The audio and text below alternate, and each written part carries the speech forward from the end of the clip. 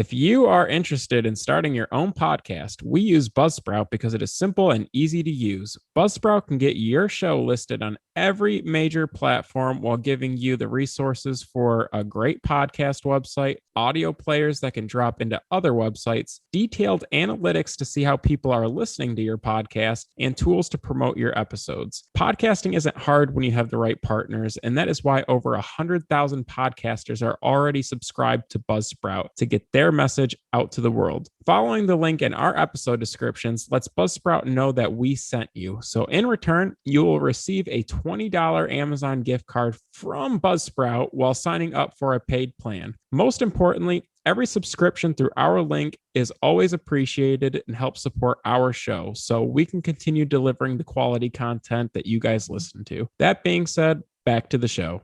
Hello and welcome to Comic Book Junkies. I'm Andrew. This is Joe. And this time we're coming at you with Werewolf by Night. It's a special presentation, not a movie, by Marvel Studios. You got anything to say to that, Joe? It looks like you're an eager beaver over there. It's not a movie. I stand by that.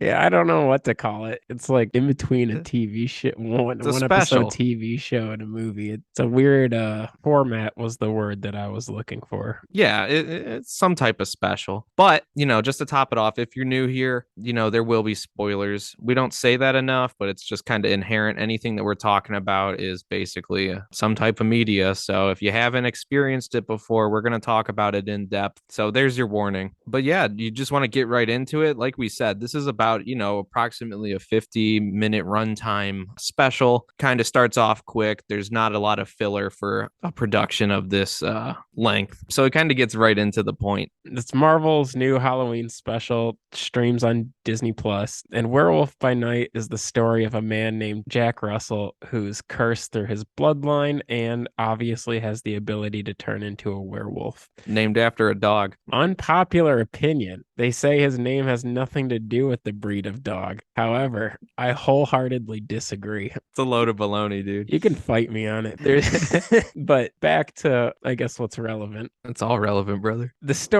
In this story, the character seems to have a pretty good control over his powers in the sense that he's mature enough to know what provokes the transition, like a full moon. However, seems like he's got little control over his actions when he does transform. Moving to the movie, though, Jack shows up to a mansion in which monster hunters from around the world gather to compete for an artifact called the Bloodstone. The catch is that none of these monster hunters know that Jack is a monster and that he's only there because one of his monster friends needs help escaping. So that being said, he does his best to stay camouflaged as much as possible in order to save his friend and get out of there. I would like to stop here, though. Other than Elsa and maybe the dude that looked like a Viking, was that group of monster hunters not lame as hell? Like, those characters were clearly expendable, and this story would have been so much cooler if the competition was better or more intimidating, like if they threw like a blade in there, for example.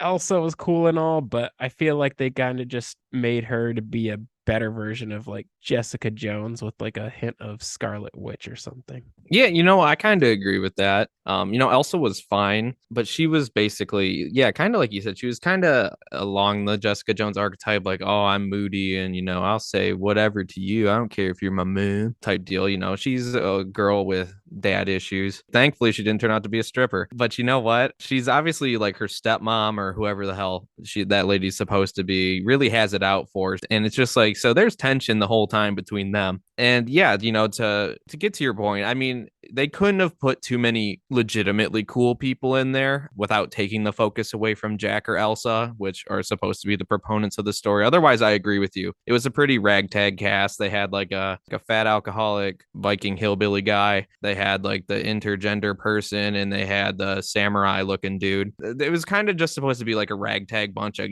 kind of weirdos since they deal with the supernatural. So I get that. They just kind of picked like a really, odd supporting cast, but they're pretty much cannon fodder for Elsa and Jack. As we see a bit later on, there's a lot more plot, but I do like that for a Marvel film. I will say that the amount of like gore / the action scenes were fantastic to their relative standard, that people were getting, chopped in the head with swords, getting shot through the throat with wrist arrows. Like it was pretty sick. So I mean, that's another reason why they couldn't put anybody cool in there, because then how do you kill off all the freaks? If someone like a Blade who's supposed to appear again is in there. So I kind of like how they took each one out, and I don't know, really. I mean, I thought the cast was good. I didn't really think about it really until you spoke on it. I didn't have an opinion either way because I wasn't really focused on them. The only one in that group of individuals that was kind of funny was when they open up that Oh thing. yeah, Ulysses. Yeah. Wait, I like how he's like a zombie, like possessed demon, but also like a robot, like toy thing. Yeah. Like they crank him up. I do like that was like goofy as hell though. There needs to be a certain level of cheese to like, a horror story or especially a Marvel type thing. Yeah, I thought that was well done. And I don't know if you caught it, but on the back of the casket it said this way up. But they might as well have done it upside down. It was so goofy. But I guess back to the characters. Man Thing makes an appearance in this. That's Hell yeah. Werewolf by Night's like monster he's trying to free up in this situation. And although I feel He's like the the burger. intention was like for him to be like a Groot or like a baby Yoda, I feel like it actually works in this story though. I think it was like a fun addition to the story and could even help aid a Marvel team up later in the future, like a Midnight Suns or something, but kind of unrelated.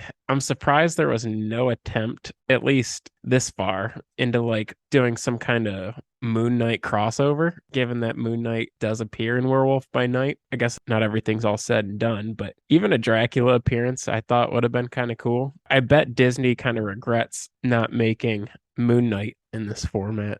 Yeah, now that's something I agree with. Well, it's not all wrapped up yet, so we can still see them down the line, fight each other, even though, that's more a Moon Knight's origin rather than down the road type deal. But they made their bed, in my opinion, with choosing how they wanted to portray him in that first series. I don't know that we're gonna get the as well, he's still supernatural, but you know what I mean. Like they're going more for the let's really rely on Khonshu and let's focus on the multiple personalities more than anything that the guy actually does as a superhero. But that's besides the point. I kind of you mentioned Dracula or kind of throwing some of those other monsters or anybody kind of in here, but I kind of like that it was very minimal in who we were getting. I like that it was because in 50 minutes, I don't think they could have added anything else truly. And I don't think that the story would have been that there's nowhere that they could have really took away from it, I guess. I mean, there were obviously in any movie, there's scenes that aren't exactly crucial to the story. But in this, I feel like, as it were, like timing, pacing, the inclusion, and, the twists, a lot of people who may not be familiar with Jack Russell or Man Thing, or, at least not in, name only, but like actual history, you kind of got like a good little explanation or exposure to all of it in this. I don't think that you really need to it lent itself to the story just having like a smaller scope and how they tied it in, because even though I knew this was Werewolf by Night, there were still a lot of twists and stuff like that I did appreciate. And even as far as like the cinematography, which is something we didn't touch on yet, and there's a lot more other things we could touch on later, I did like too that this movie was shot in black and white. I think that was honestly for some reason like a bigger selling point than like I guess I had even realized, that it lent itself to the vibe that they were trying to put off, and kind of just telling a classic horror story but with those modern elements and the goofy whimsical happenings that happen only in the Marvel universe type deal. But I really like that. I don't know how it would have been if it was fully in color, even if that would have taken away from something. And just kind of some other shots. You had mentioned that Jack does eventually kind of lose himself and become a werewolf, which he doesn't have the greatest control over. The scene where he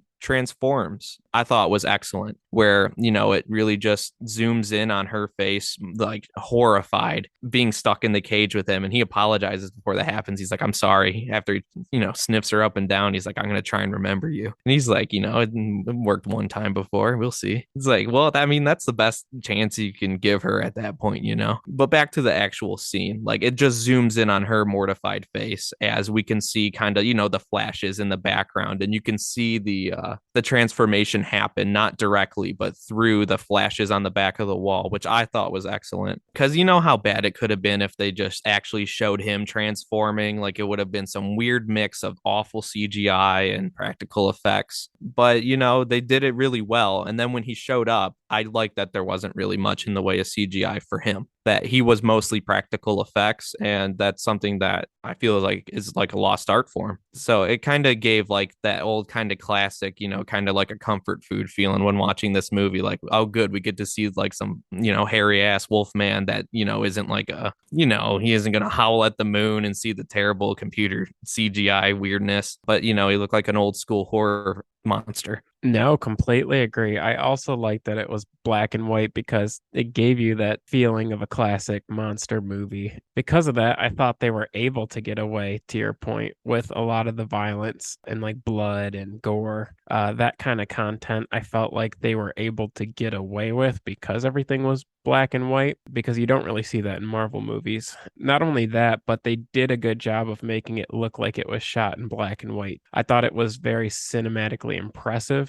in that way. Like there were scenes where you would see like the old cigarette burns in the corner or like scratches or hairs or whatever. And so it was kind of shot as if it was like one of those 30s, 40s monster movies where it's not scary, but it's suspenseful. And so that's kind of why you're interested in it, or why it kind of feels like a classic horror movie. And yeah, that was one thing I was going to say that you brought up, is that I'm so glad that the transformation was not done in CGI. I thought that was pretty tasteful. It just wouldn't have looked good.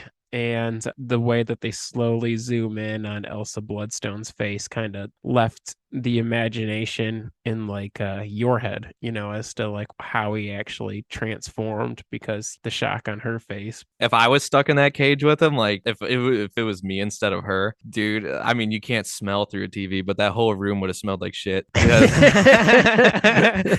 could you imagine, dude? I can't. Just sitting in there as that dude's like going, and like fucking like twitching out on you and like fucking turning into a werewolf, and you're just stuck in there. It's like, oh no. Yeah, Yeah. dude, pants would be full. But right before he did that, I gotta say this too, that it kind of like how I appreciated the tone of the film, well, the presentation, is they were talking to him and they were forcing him to be transformed, which obviously he doesn't want. Nobody wants that. And he says, "Kill me as I am, or I promise there will be no mercy." And I thought that that was a sick line, because this dude's just kind of, you know, Jack Russell, he's kind of quaint, you know, he's like a very caring guy. Like when Elsa got hurt earlier in the film, he's like, "Oh, let me take care of you," or, you know, "You're going to die if you don't do this right." And he's just kind of trying to get out of there and help his boy Ted out. And Sure. everyone's just fucking with him. And he's like, "You really don't want this." And like, sure as shit, as soon as that all went down, dude was right. There was no mercy. And I loved that. He And warned her, and she went on some weird rant afterwards too, like, "Mercy? Are you talking about the mercy that you don't give mercy to humans, and yeah, yeah, we'll yeah, show yeah. no mercy to you." And I was like, "Shut up, dude. You're gonna get ate by a werewolf." Yeah."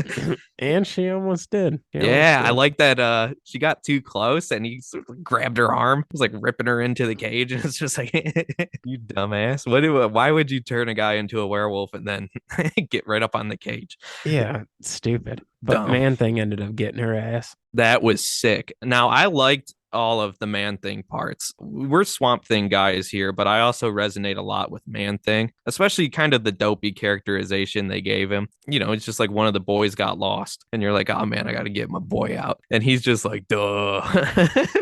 And but he knows a bad person when he sees one, and you know, as long as they know fear, they will burn by the Man Thing, dude. Because like when he grabbed her, that was sick, and he like lit her up, but also that one antagonistic bearded Viking-esque guy, you know, when we first see Man Thing, when he comes out of the bushes and just grabs him and he just like dissolves, that was sick. And then he just ran away. That was such a cool move. And that's a case where, you know, usually I'm like anti CGI guy, but I guess if you get the character right, to me, I guess I can ignore it. But I felt like the Man Thing CGI even looked better than when you brought up like when they try to make him like a Groot type thing. Like I feel like it looked better and it like felt better Yeah, almost even. yeah, for Like sure.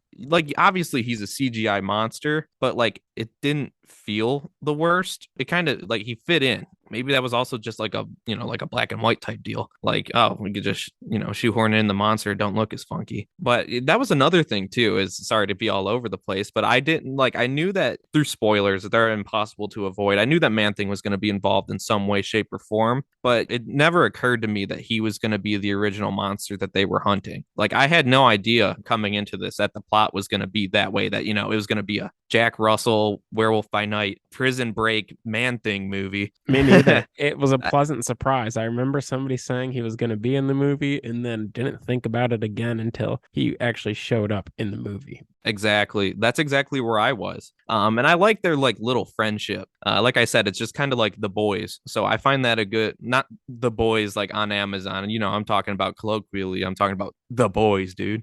So I kind of, it was easier for me to buy in to their friendship and also just kind of the motivation, because I mean that's the same type of crap we do if we had to get the boys out and be like, come on, you gotta help me. I mean, my dumbass friends in there, we gotta get them out. You know what I'm saying? So I was just like, there's extra rooting. There's more of a reason for me to root for them, because I'm like, you know what, they actually are homies, and it seems like Jack's doing this all the time because Man Thing's not like the sharpest tool in the shed. So I was just like, it's cool that he's got to spring them out, but after realizing that we were following Jack, but not really for some reason. I was like a little slow to it, putting two and two together that he was the werewolf until, like midway for some reason. Like I was just along for the ride. And then he's like, yeah, dude, I'm ready to break you out. I was like, oh, Jesus Christ. So that's him. So I was like, why did I, even though they gave him a lot of focus, like my lizard brain was just like not doing the math. And I was just like, this is great. And for some reason, that like made the ride that much better for me. Just not having any expectations of this film. I honestly, I wasn't even really gonna watch it. I know you were more of the Jack Russell Werewolf by Night guy out of the two of us, and you said you were excited to watch it, and I was just like, me, I'm very ho hum about anything Marvel really puts out anymore, to the dismay of a lot of people that I comment on the internet. If you see comic book junkies on the internet, you'll get some differing opinions that apparently the true comic nerds are gatekeeping me, even because I don't love everything and say thank you. But dude, but to get to the point, you're the one who talked me into watching this. You were the one who was so kind as to facilitate my viewing. And I'm really glad that you did. I won't get quite into ratings yet unless you're ready for that, because there's so much we could still unpack, but this was fantastic. Yeah, I guess I'm ready. I got some ending thoughts, but what would you rate it? Well, let's see. I mean, I don't know what kind of scale to even run this on, but let's just say out of Marvel projects, if we're going Marvel projects, 10. I would argue this is the best thing they've put out since the MCU, probably before then. I would watch this over any of the MCU movies or presentations or TV shows. I don't care if you think that that's like a recency bias. I just think it was the most like tastefully done in terms of cinematography, twists, original concepts, taking something that isn't always easily translatable. I mean, you know how many like werewolf and monster movies there are that don't do well. So I mean, this was no sure thing, and they had the right tone, the right scope. I like the actors and actresses. I don't think that anybody took away from anybody else's performance or vice versa. I felt like the music, the everything, I really enjoyed it. I mean, if we want to go on like a relative scale, I wouldn't go any less than a 9 on this film or presentation, that is. But this was one of the better comic book related properties I've watched in quite some time. How about you?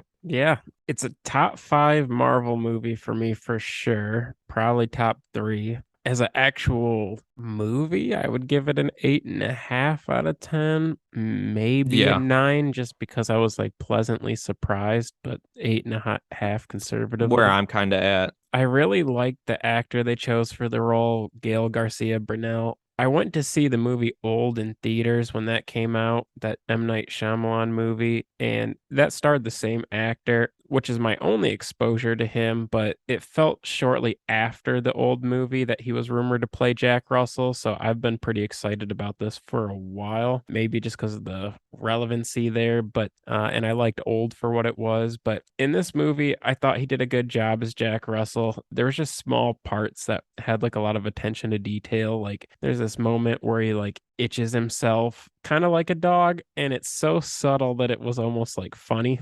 And then there's a part where he says like, "Oh, I can smell the blood on your hands," and we don't know that he's werewolf by night yet, and so it's just kind of like a play on his sense of smell. So I think he did a really good job as Jack Russell. And what's weird is I felt like there was not a lot of marketing for this, maybe because it's such a different format or release than what we're used to seeing with Marvel movies. But I would be excited if they stay creative and experimental and try to do something like this again. I thought one of the biggest disappointments for me was that it was that short, because when all was said and done and it was wrapping up, I was kind of surprised and kind of wanted more. I would have watched more if it was there. So I thought the director was creative, a lot of attention to detail. So I liked the vision, and I hope that they kind of keep this in mind when making other monster characters or even just stuff that's coming up like the Daredevil TV series. Yeah,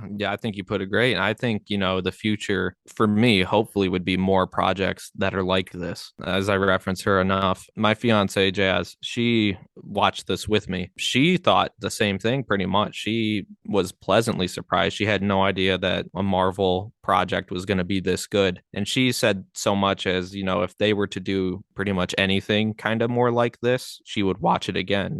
She would watch any project that they put out that's similar, in tone or, creative direction as this. So I think it's a good thing for people who aren't already superhero or MCU nerds. I think it's more accessible. I think it's a bit more normal. And, I do agree that, if it was longer, I would enjoy that. But, sometimes you gotta ride off into the sunset when you win the Super Bowl. So, if you're gonna win, go out on top. So, I'm glad that they didn't do anything to really sour this for me. Anything that I say that I disliked is kind of just nitpicking, because I would have to really sit and think on it, because, at a first viewing, there was nothing that was like glaringly like negative to me that made me enjoy the product any less. So yeah, I look forward to, hopefully they're doing more of this. Hopefully the MCU's future has a good future for horror projects. Like you said, eventually Blade will be on the horizon. Maybe someday we'll get a new Ghost Rider. Hopefully we see Man Thing again, because he was silly as hell. But yeah, I mean, I think that if they can do more stuff like this, I would be all in.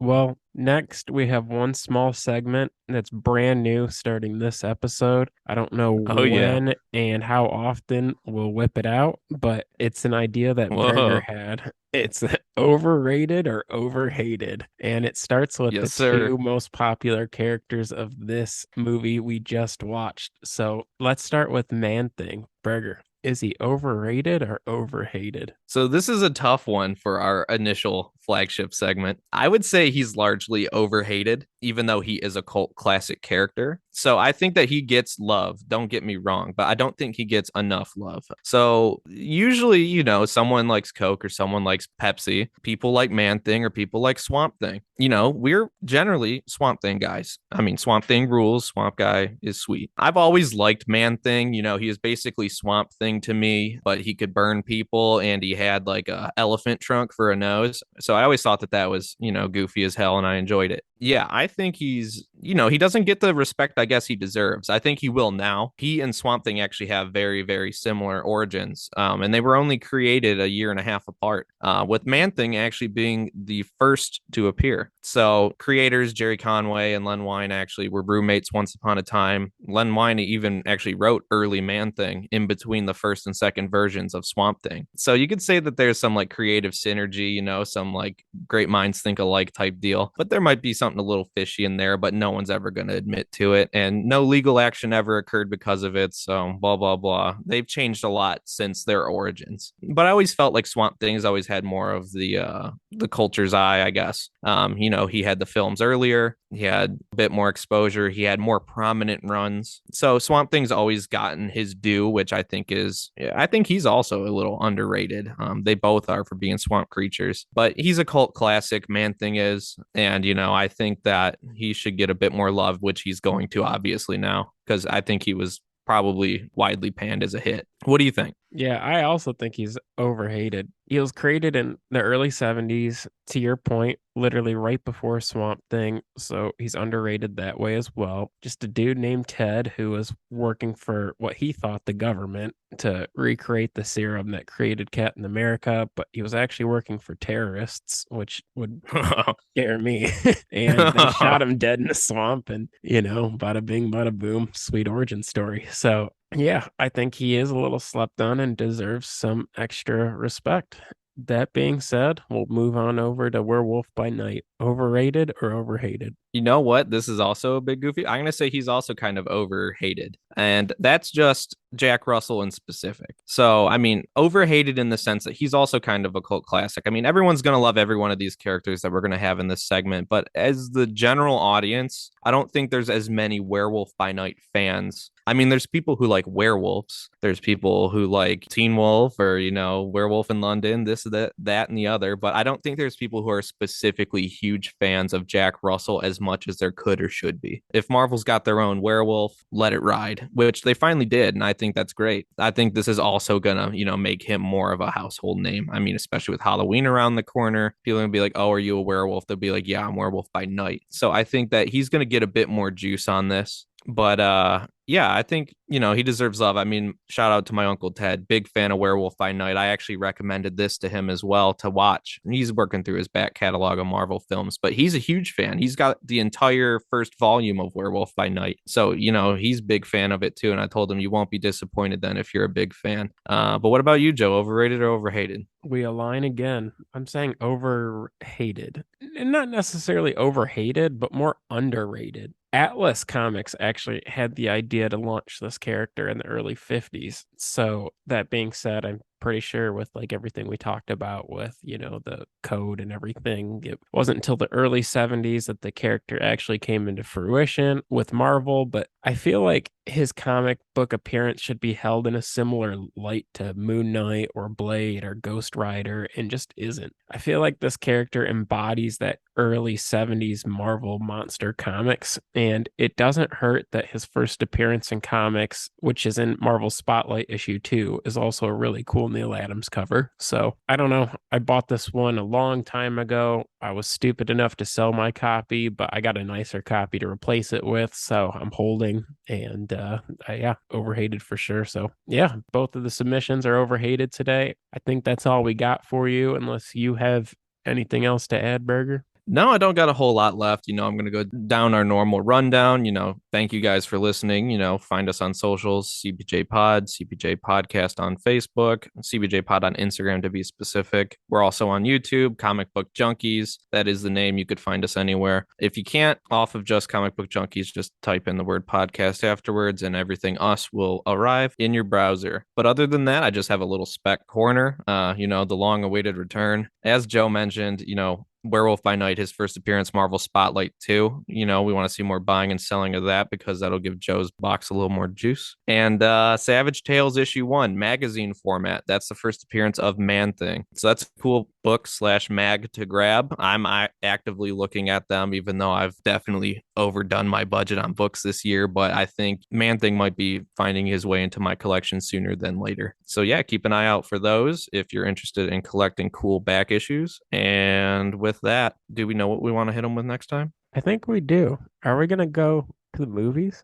I think we are. We're going to have back-to-back movie episodes. And you know what? We're going to go see Black Adam, brother. We're going to see The Rock has come back to the movie theater. And it's going to be, I don't know if it's going to be sweet, but, Lizard Brain says it should be because it's The Rock being Black Adam. So, I mean, those are two things I enjoy. Let's hope that it lives up to the hype. We got Hawkman, we got Dr. Fate. There's no reason why it shouldn't be sick, but it is a DC film, so it probably won't be. But you know what? We'll be here to give you our firm opinion on that once we see it. Worst case scenario, we have some good popcorn. Popcorn every time. Can't go without some popcorn. Alrighty, guys. Till next time. Later.